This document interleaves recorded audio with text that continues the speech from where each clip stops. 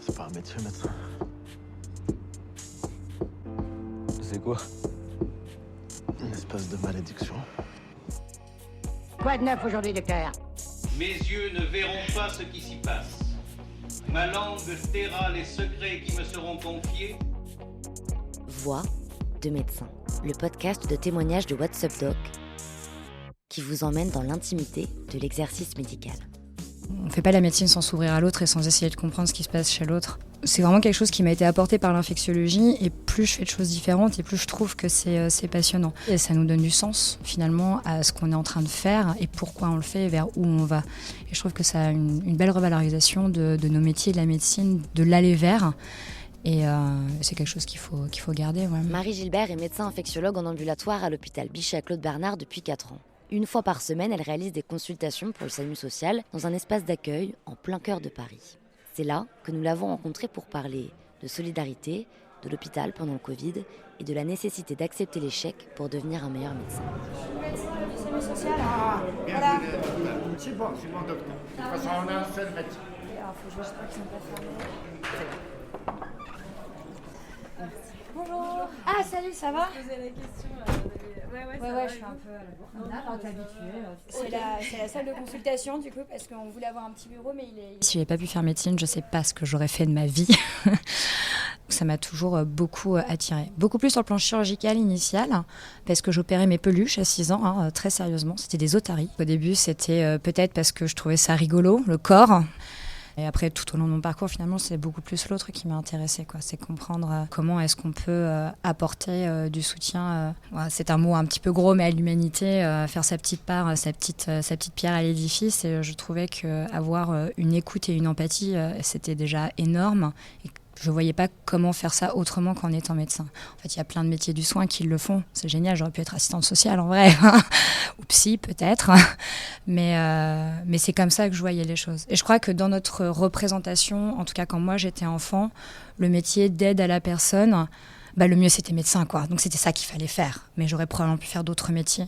Du soin à la personne. Donc du coup, j'opérais mes peluches. Et puis après, j'ai commencé à m'intéresser à la chirurgie vraiment pointue. C'est-à-dire que je voulais être la meilleure de la meilleure. J'avais une espèce de casquette, de toujours le plus. Je voulais être chirurgien orthopédique, pédiatrique, enfin voilà, un truc hyper waouh. Puis en fait, on fait ces premiers stages et je me suis rendu compte que la chirurgie, en fait, ça me plaisait pas du tout. Le rapport au patient n'était pas celui qui me plaisait. Finalement, c'était pas un rapport technique que je cherchais, mais c'était beaucoup plus me creuser les méninges, d'aller chercher le diagnostic et puis d'aller discuter avec le patient, de faire de l'accompagnement. Et ça, j'y trouvais pas ma place en chirurgie. J'ai pas du tout aimé cette ambiance où quand t'es une nénette, tu te fais reluquer, t'as pas forcément des réflexions toujours bien placées. Alors bien sûr, pas de la part de tous les chirurgiens, des personnes formidables avec qui j'ai travaillé, que ce soit des mecs ou des nanas. Parce que d'ailleurs, le côté patriarcal et masculiniste concerne aussi les chirurgiennes. Donc c'était pas toujours un environnement dans lequel je me sentais ni à mon aise, ni finalement très attirée, quoi. Et l'infectiologie, je l'ai découvert en 2e année d'externat. J'ai fait un stage au CHU de Lille et en fait, il y avait tout ce que j'aimais, quoi. Il y avait de la pathologie tropicale, il y avait des trucs que je connaissais pas, il y avait de la parasito, ça c'était passionnant. Il y avait un bel élan, il y avait une véritable volonté d'aider la personne. Et il y avait vraiment cette prise en charge un peu globale, c'est qu'on faisait pas que de la médecine. Je pense que l'époque du VIH, dans les années 80-90, a créé véritablement l'infectiologie telle qu'elle l'est aujourd'hui, c'est-à-dire un partenariat avec le patient. C'est les patients qui nous ont appris le VIH à l'époque, c'est pas nous. Et on a vraiment avancé main dans la main. Et ça, je trouve ça vraiment super parce qu'en fait, je trouve qu'en infectiologie, c'est vraiment ça qu'on fait. C'est qu'on avance main dans la main et on essaie d'être attentif à pourquoi on fait ça et vers où on va et qu'est-ce que veut le patient, quoi, finalement. Essayer de ne pas imposer la patte médicale, ce qui peut être très rapide et parfois nécessaire, bien sûr, mais c'est vraiment ça qui m'a plu dans l'infectiologie. Vous êtes déjà venus? Oui. Je vais regarder le dossier. Du coup, vous avez quel âge? Moi, j'ai 16 ans. 16 ans? Oui. Tout jeune. Ok. Vous avez des problèmes intestinaux, c'est ça? Problème? Il y a des problèmes au niveau du ventre? Non, c'est ici qui me fait mal. Le bas-ventre, il fait mal. Oui. D'accord. Ça fait combien de temps qu'il fait mal? Ça depuis au pays, je ne sais pas à quoi. Vous venez de quel pays? Je suis de la Guinée-Conakry. Guinée-Conakry, ça roule. Et est-ce qu'il y a déjà eu des coups ou des blessures à ce niveau-là, au niveau du ventre? Non. D'accord, ça marche. Je peux examiner le ventre, voir ce qui se passe au niveau du ventre? Ok. Ok.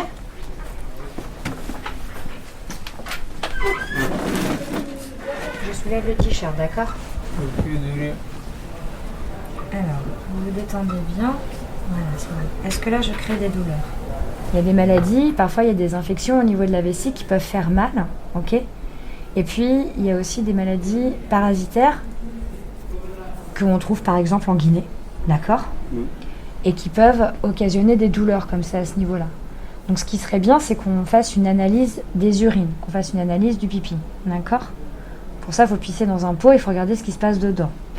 Est-ce que vous seriez d'accord pour si on vous prend rendez-vous pour y aller et puis pour faire cette analyse?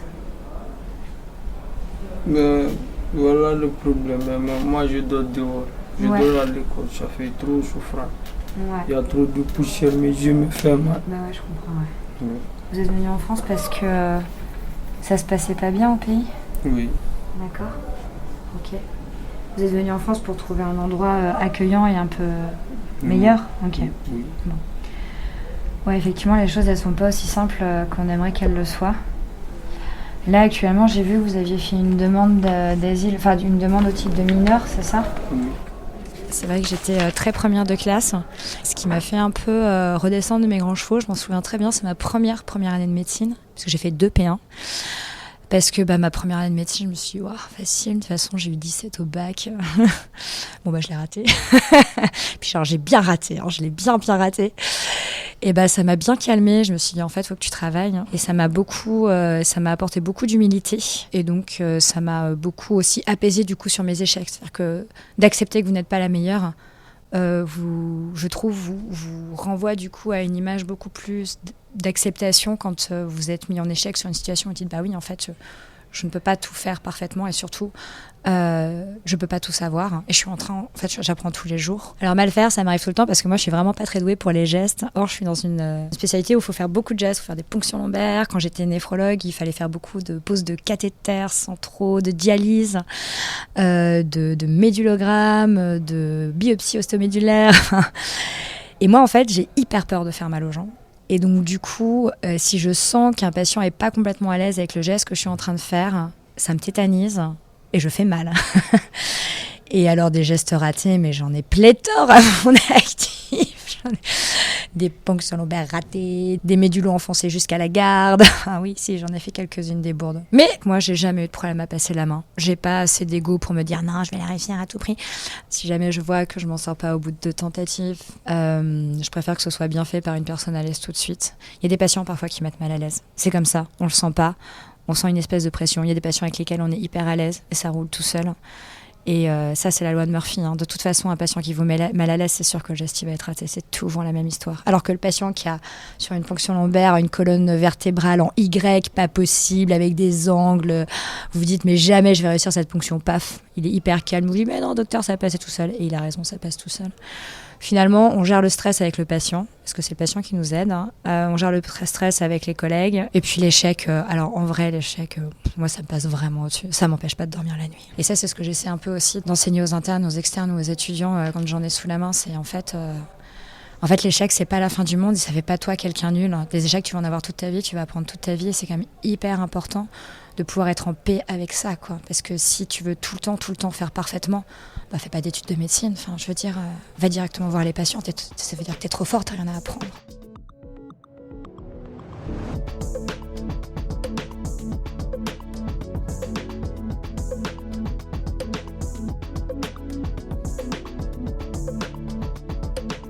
Quand on est plus jeune, le premier rapport au corps qui peut perturber, c'est celui qui ne nous ressemble pas.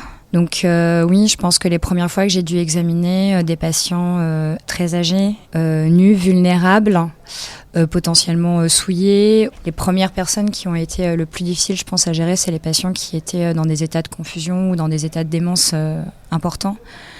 Ça, ouais, quand on est jeune, c'est pas facile. Après, le premier rapport au corps, je pense le plus violent que j'ai eu, c'était le premier jour de mon premier stage d'externat, où bravement j'avais accepté, j'étais en gynéco-obstétrie et j'avais accepté de prendre la première garde. Donc ça fait vraiment flipper quand on est en D2 de prendre la première garde de gynéco-obstétrie, où on m'appelle à 8h au staff, mais qu'est-ce que tu fais, t'es pas au bloc, donc on est complètement en panique, le bloc on sait pas où c'est, on sait pas comment s'habiller, on sait pas où on doit aller, on connaît pas les codes, on a peur, on est en stress, on arrive dans la salle de bloc, on se fait engueuler parce qu'on n'est pas en habit, qu'on est en train de dérstériliser tout le matériel. Et puis finalement j'ai une infirmière sympa qui arrive, qui m'habille, qui me met dedans, qui me dit t'inquiète pas, ça va aller. Et là il y avait cette patiente qui était en train de vivre une césarienne, c'était une patiente qui était un peu en surpoids, la césarienne était un peu difficile. Et en fait, la chef de clinique m'a dit bon bah voilà, il faut que tu prennes cette valve et il faut que tu écartes de toutes tes forces sur le ventre de la dame. Et bon bah j'ai écarté toutes mes forces et juste après je suis tombée dans les pommes. Je me suis réveillée, j'étais les pieds contre le mur. Je pense que j'étais plus un poids pour tout le monde qu'autre chose ce jour-là. Mais ouais, le premier rapport au corps, c'est vraiment c'est l'histoire d'une césarienne sur un ventre qui se déchire. Et en fait, c'est hyper violent. Moi, avant de voir mon premier mort, j'étais, je pense, comme tout le monde. C'est-à-dire que moi, la mort, pour moi, c'était la mort au cinéma. Hein, donc, c'est ces gens alanguis, tout roses. En fait, la mort, c'est quand elle survient, ça transforme une personne en très très peu de temps. En fait, il y a vraiment une altération des téguments qui est très rapide. Il y a un jaunissement de la peau, il y a un flétrissement, et puis il y a ce qu'on appelle la rigidité cadavérique qui apparaît très rapidement. Et visuellement, c'est une énorme claque. On ne peut pas faire autrement que de voir la visualiser en fait, la visualiser, la sentir, la vivre quoi. C'est pas traumatisant parce que moi, les premières morts que j'ai vécues, je m'en souviens pas exactement, et c'est pour ça je pense que c'était pas traumatisant, c'est que c'était des personnes dont le décès n'était pas forcément complètement attendu, mais probable dans les jours à venir, généralement des personnes très âgées ou avec des maladies qui allaient de toute façon nous quitter bientôt et qui étaient dans des dispositifs de soins plutôt d'accompagnement et de réduction des prises en charge curatives. Donc ça devait probablement être pendant mes premières gardes où on nous appelle dans les étages pour constater les décès, et donc voilà, on constate quoi. Mais par contre, le visuel est frappant.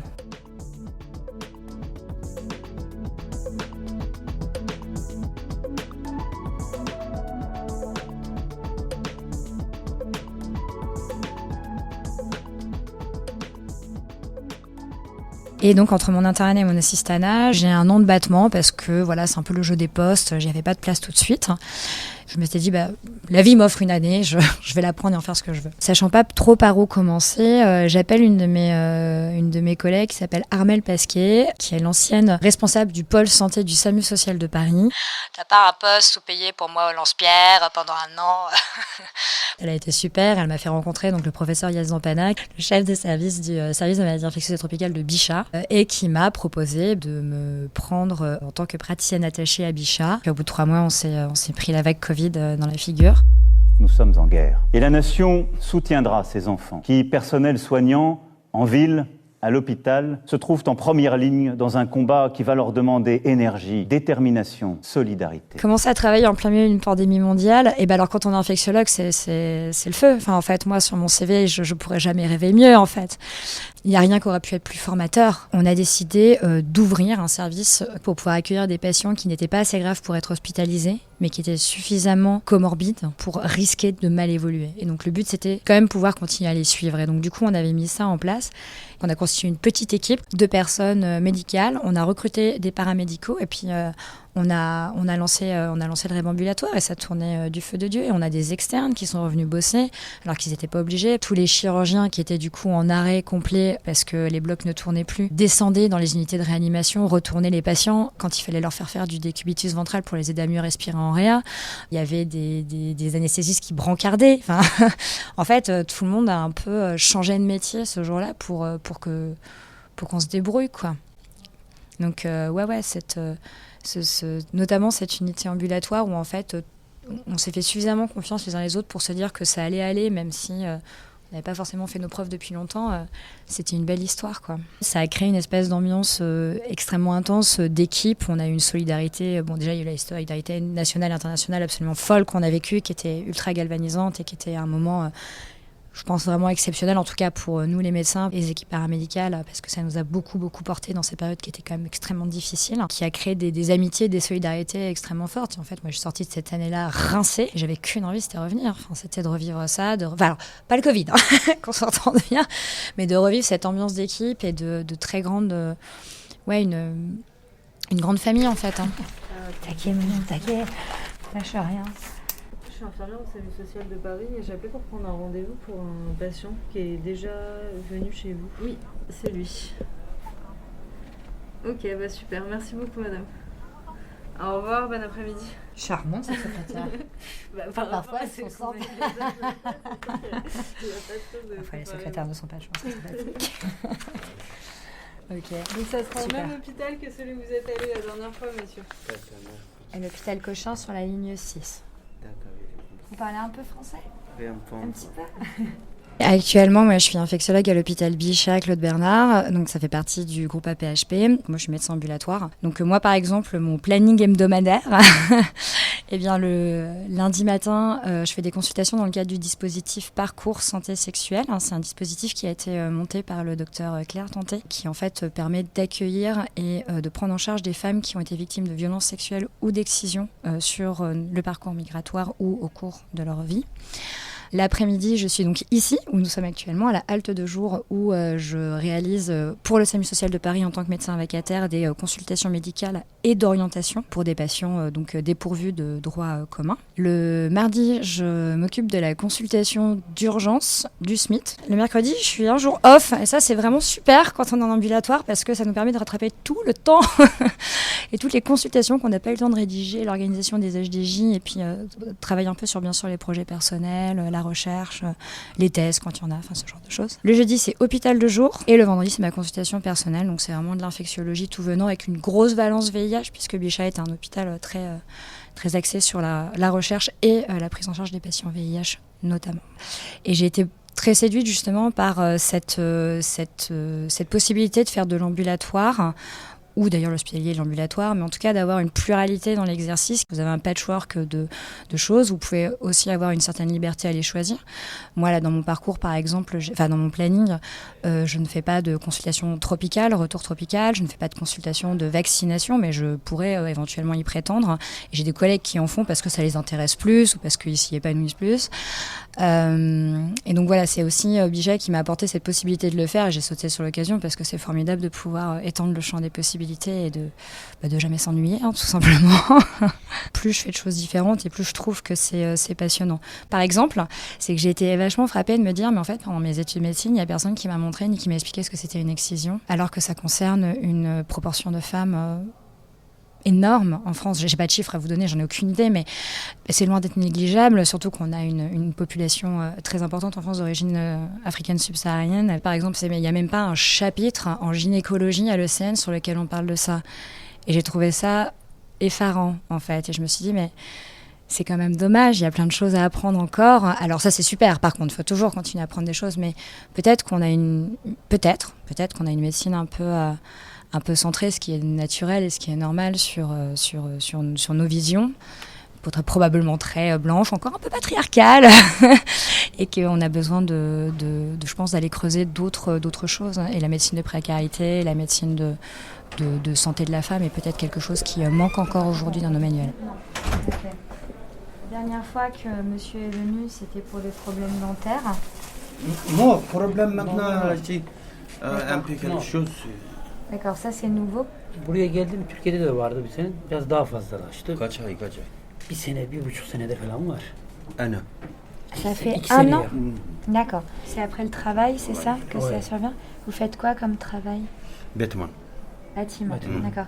C'est quoi le produit qui provoque ça? C'est le béton? C'est le Maçon. Béton, oui. Oui, maçon. Béton, tout. la maçonnerie? Maçon, ouais. oui, D'accord. ok, maçon. Je vais regarder la main. Vous êtes d'accord? Oui. Maçon.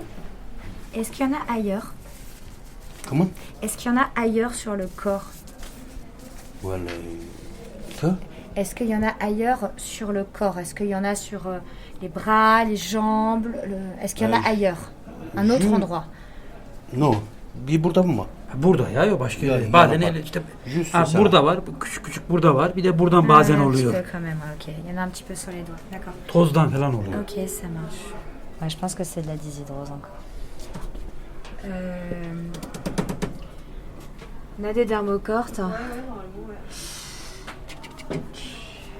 On en a donné pas mal ces derniers temps. Hein. Oui, j'ai l'impression que... Ouais.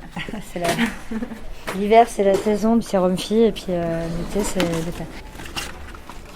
Ok, Çalıştığım zaman oluyor normalde. Yani tozda falan Travail, çalıştığım c'est zaman. comme ça, ici, bêtement, Ouais. tout de suite, c'est quelque chose. Çalıştığım zaman sulanıyor, güneşten kuruyor. Est-ce que vous protégez les mains? Şey, Bazen kullanıyorum, eldiven No. kullandığım zaman bazen kullanmıyorum. Il faut protéger les mains. Il faut mettre des gants. Tamam, Ok. anladım. Ok, merci. Ça marche. Vous avez quoi comme sécurité? Comme il n'y a pas l'aide médicale, la sécurité sociale? kullanıyor musun bir Il şey? n'y a pas? Ouais. Aide médicale? Ouais. Y a pas. Ce serait bien de la demander. Ça permet de voir un docteur plus facilement en ville ou d'être pris en charge à l'hôpital s'il se passe quelque chose un jour. Ah, d'accord. Ok. Parce que monsieur, il travaille dans le bâtiment. Oui. Peut-être un jour, il y aura un outil, une poutre qui lui fera du mal et c'est quand même mieux d'avoir une prise en charge dans ces cas-là. Hein? On ne fait pas la médecine sans s'ouvrir à l'autre et sans essayer de comprendre ce qui se passe chez l'autre. C'est vraiment quelque chose qui m'a été apporté par l'infectiologie. C'est à l'époque où j'étais assistante au CHU de Lille, donc c'était je dirais que ça il y a à peu près 2 ans de ça. On a eu un patient assez compliqué à prendre en charge parce que c'était un jeune homme qui avait une tuberculose très sévère, donc une maladie pulmonaire infectieuse très très sévère, il avait des gros trous dans les poumons. À un moment donné, dans la prise en charge, il a commencé à y avoir un truc qui buguait un peu chez ce patient, il y a un truc qui tournait pas rond, on n'arrivait pas à comprendre quoi, il y avait un truc qu'on saisissait pas trop. Et en fait, je sais pas, j'ai eu une espèce d'illumination ce jour-là. Je suis allée le voir, je suis restée dans sa chambre, on n'avait pas tout le temps de rester pendant une demi-heure dans les chambres des patients à leur faire raconter leur vie, c'est ce que je regrette parce que c'est compliqué, mais de temps en temps, et là j'ai pris le temps, je suis allée le voir, je me suis assise sur son lit, on a discuté et en fait je me suis rendu compte qu'il était en train de faire une bouffée délirante aiguë, c'est-à-dire qu'en fait il était en train de complètement se mettre dans un environnement ultra persécutif et le lendemain il a complètement décompensé, enfin il pissait partout dans sa chambre, il avait tout détruit, il avait balancé son enceinte et en fait ce jour-là j'ai réussi à convaincre la réanimation de le dire en fait là il va mourir de sa tuberculose, on s'en sort pas, il prend pas ses traitements, on n'arrive pas à le calmer, en fait il faut que vous le preniez, que vous le sédatiez et que vous le traitez. Et c'est très difficile de dire ça à la réanimation parce que ça veut dire sédater un patient alors qu'il n'y a pas d'indication réelle de sédation, vous voyez ce que je veux dire? Eh ben, ils ont été super parce qu'ils ont été convaincus, ils ont pris le patient, ils ont réussi à faire une espèce de tambouille chimique anesthésique de sédation light. Et on a réussi à le faire voir un psy et il a pris ses psychotropes et il s'est calmé, et il s'est apaisé et donc du coup on a passé cette phase de psychose intense et il a commencé à prendre son traitement et aujourd'hui il est guéri, il va super bien. Et je l'ai revu en consultation, c'était une autre personne, c'était super. Il faut s'asseoir sur le lit des patients, il faut les écouter et il faut comprendre qu'à un moment donné, quand il y a un truc qui ne tourne pas rond, c'est qu'on a la bonne intuition et c'est qu'il faut aller la chercher et ça demande du temps. Et du temps, on n'en a pas, il faut le prendre. On verra, hein, je serai probablement aigrie un jour. Non, pour l'instant, j'ai beaucoup d'optimisme et beaucoup d'espoir et j'essaie de m'accrocher à ça. Il faut continuer à se battre pour qu'on ait un beau service public, il faut continuer pour faire de la belle recherche en médecine, il faut continuer d'accompagner nos patients au mieux, il faut continuer de se battre pour nos patients parce qu'on leur doit bien ça. Et il faut continuer d'être ouvert à tous. Voix de médecin est un podcast de What's Up Doc disponible une fois par mois partout où vous écoutez des podcasts. Si vous avez aimé l'épisode, partagez-le à vos proches et mettez-nous des étoiles. Le tournage, l'écriture et la réalisation ont été assurés par Margot Kefelec. Le directeur de la publication, c'est Mathieu Durand, la rédactrice en chef, Alice Deschenaux, et le rédacteur en chef adjoint, Luc Angevert. Le générique est composé d'extraits du film Hippocrate, réalisé par Thomas Lilti, du dessin animé Bugs Bunny et d'une archive de l'INA. À très vite!